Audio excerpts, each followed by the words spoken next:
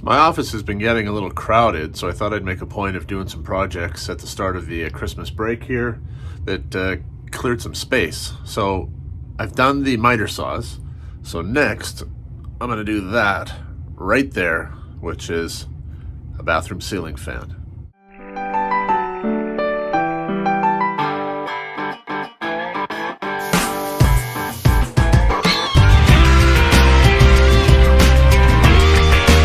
Buckle up for safety as I give you a day in the life of facilities maintenance.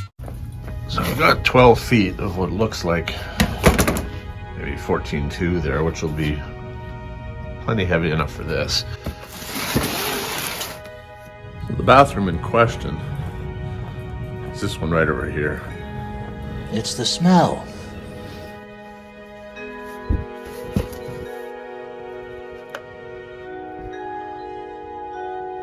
There's not a whole lot of real estate up there.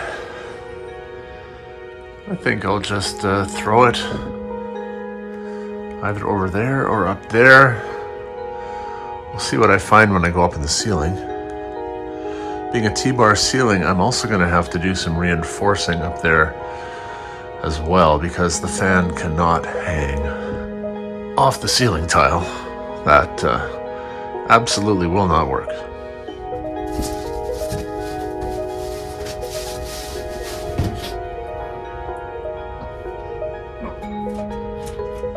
Got lots of slack in the wire here, which is good. And I can go from that box and branch off into the fan, which I think I will put pretty much right where I am here, because that's about as close to the center of the room as I can get.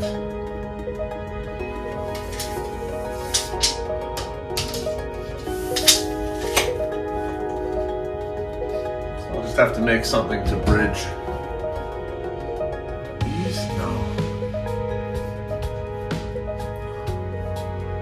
I think I will need to make something to bridge this 4-foot section here.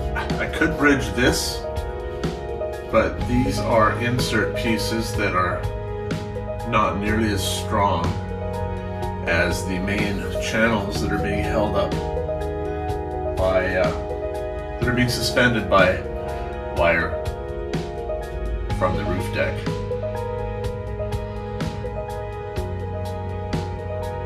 Yeah, so I'm gonna let these, this back here and this here, bear the weight of the fan. Leave the garbage up in the ceiling. Yeah, all right. Easy peasy, lemon squeezy.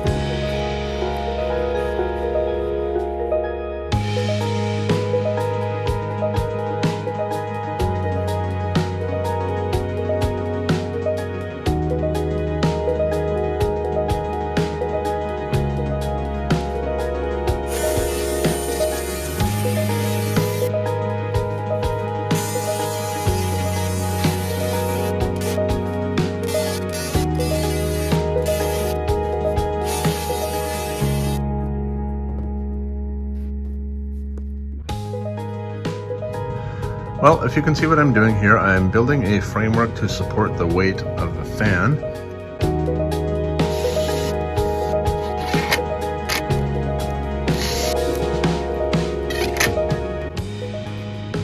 Now that I've got it together like this, you should be able to see what I've got going on here. So this side was easy to screw because of the flanges, and this side was a little more difficult. I had to find a screw that would go through 3/4 but wouldn't penetrate into this area, although there isn't anything behind here that I would have damaged. But still, I don't want the screw to be running right through. This side's a little safer because there's nothing back here. It's just an empty cavity, and then that will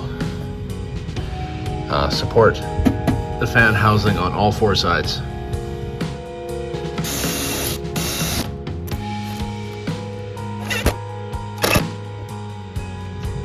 So what I'm wondering, there is enough coiled up BX. I think I could just technically take it, and rather than have it going into the light the way it is now, have it come into here and then back out of here into the light.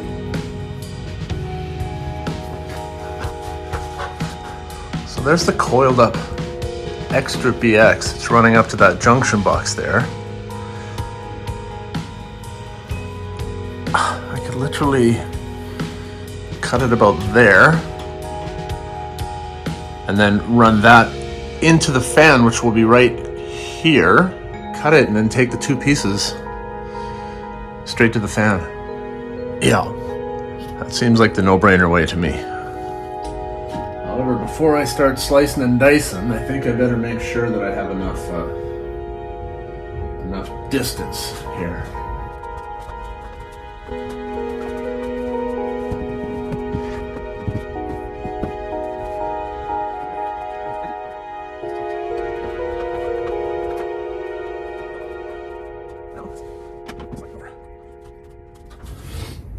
Don't want to hit my head on that either. Could damage the pipe.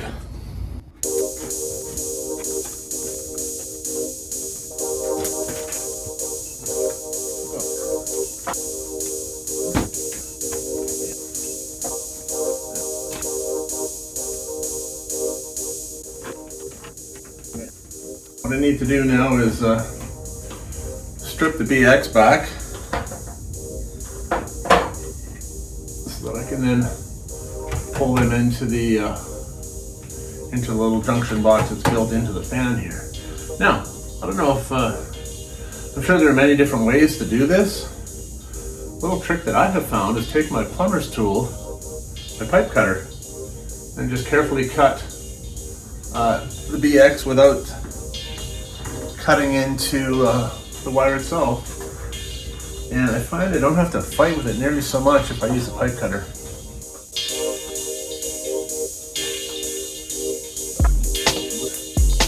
This right here. It's a great tool.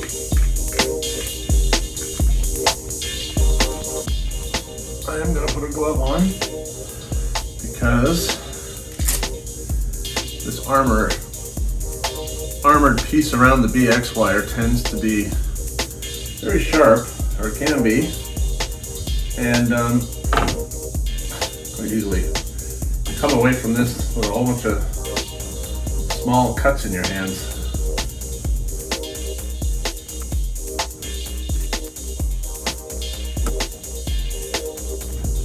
Like this.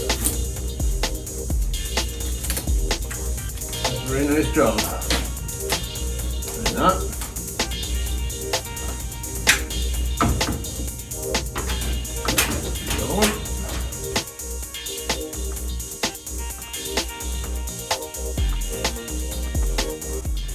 I really just like working off of ladders like this. My lower back gets really sore because you're standing in an awkward position without the ability to move around. You can't move your feet around. There's only so much real estate that they can go. Your calves kind of cramp up, your feet cramp up, your lower back spasms.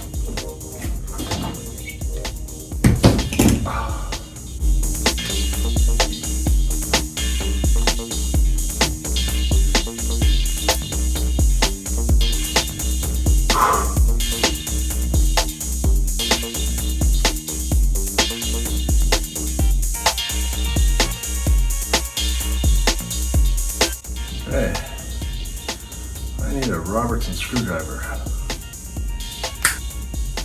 Not bad, eh?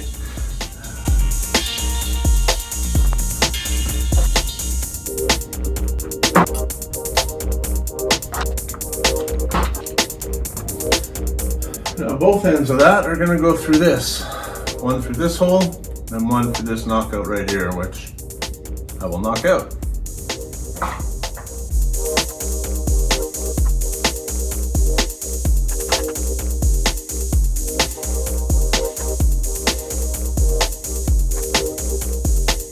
One of the most difficult things with the pandemic when we had to wear masks all the time is I lost the ability to do this, hold stuff in my teeth. Now, for people who don't work in this type of a trade, it might not have been a big deal. But for guys like us, like me, like you, it is a big deal. Because you need a third hand all the time.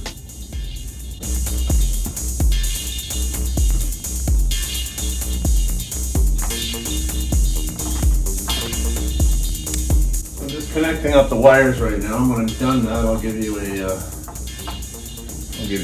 close-up look so you can see what I've done.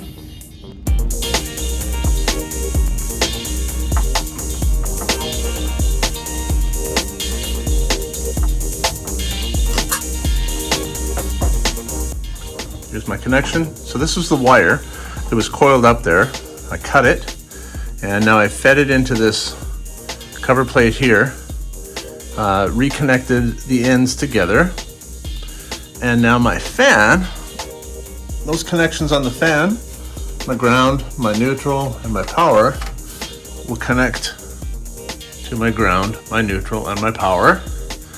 And this little cover plate here will just screw into position. So all these connections now will be made inside the fan. But this previously was energizing my light right here.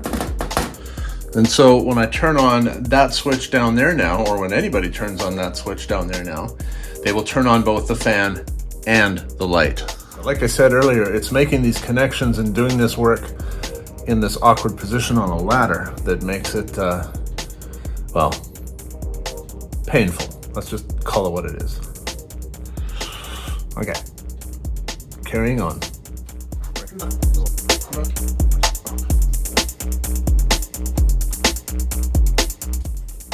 Well, I always like to start with my ground.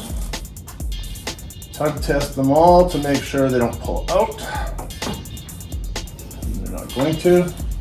So here we go. So now I can tuck them all in here.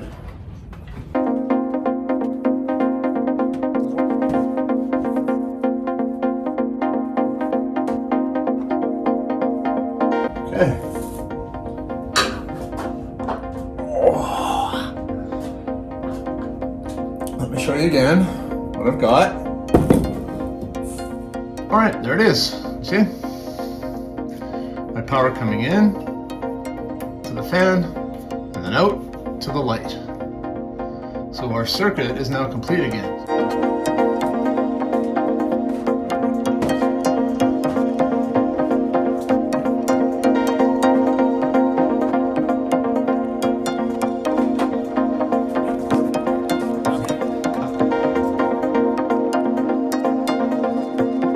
Oh, a pain.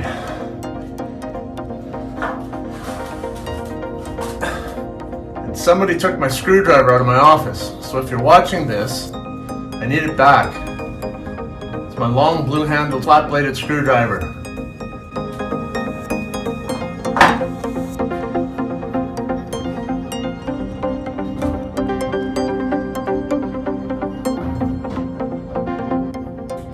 Because this has flanges and I can screw it in from the outside and seal it up with duct tape as I normally would, and I don't mean like duct tape like Red Green Show duct tape, I'm talking about the peel back shiny aluminum tape.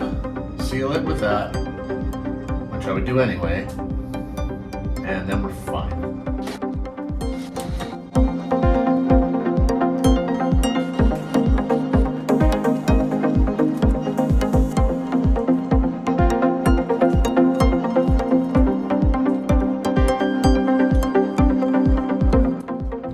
All right, let me show you what I've done.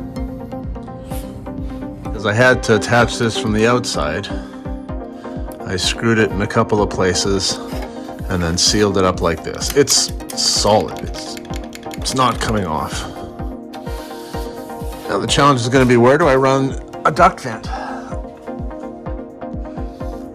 Got a bathroom on the other side of that wall over there, so I could eventually punch it through there and tie into a vent if I needed to. Or I could just let it vent up here into the plenum. That would actually be fine too. Because what I want to do is vent the room, right? Get the stank out of the room, which this will do. So we'll see. It's not like I'm venting any humidity up into this plenum, because there's no shower in here or anything. It's just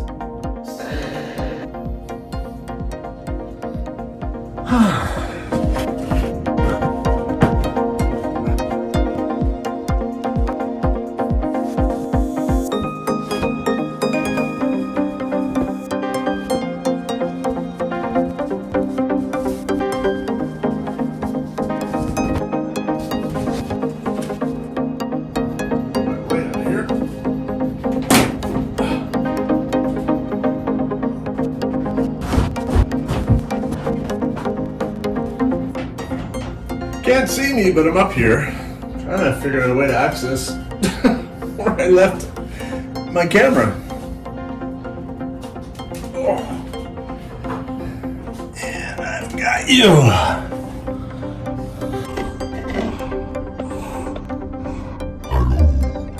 Okay, so here's what I did. The line that came out of that junction box and used to go straight to the light now runs into the fan. It comes out of the fan and into the light. So this is how I've suspended it. It's not important that I duct that fan to anywhere in particular. This plenum itself is vented because the plenum itself acts as a cold air return. So yeah, it just needs to run up into here. We're good. Okay, I'm dying up here. Gotta go. Bye.